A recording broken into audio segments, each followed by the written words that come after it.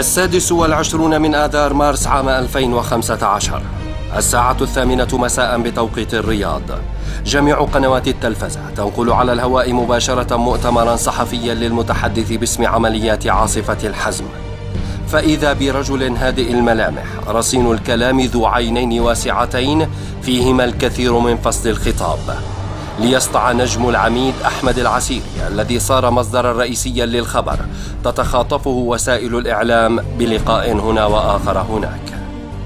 فراح الكثيرون يبحثون في تاريخ هذا الرجل الذي درس في كلية سانسير للتعليم العالي العسكري، والتي أنشأها القائد العسكري وإمبراطور فرنسا نابليون بونابرت.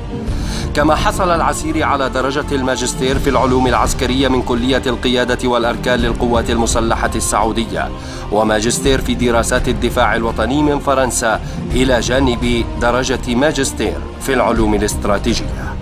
النقيب أحمد بن حسن العسيري، قائد طابور العرض العسكري، أستاذ سموكم بدر العرض سيد. هذه الشخصية الغنية بالشهادات التعليمية والعسكرية العليا كانت تثير الإعجاب في كل مرة يظهر فيها العسيري على الشاشة حين يجيب كل سائل بلغته. On m'a dit que vous parlez le français aussi. Est-ce que c'est vrai? C'est vrai, oui. Ah bon? C'est vrai, je parle un peu de français. So there is no limit, there's no time limit. We have the time frame, but as you know that there is a lot of elements can affect your plan.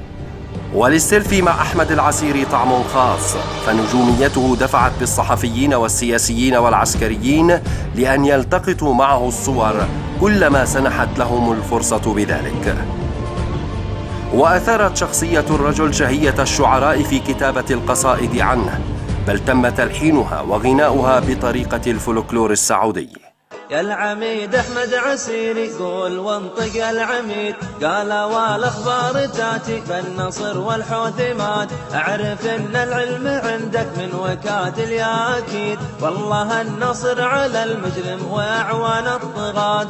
أيام قليلة خلع فيها العسيري عباءة رجل الظل التي بقيت تلازمه ل3 عقود وهو في خدمة القوات المسلحة في المملكة، بل كانت سيرته وصفاته جواز سفر له إلى قلوب الملايين في الوطن العربي والعالم.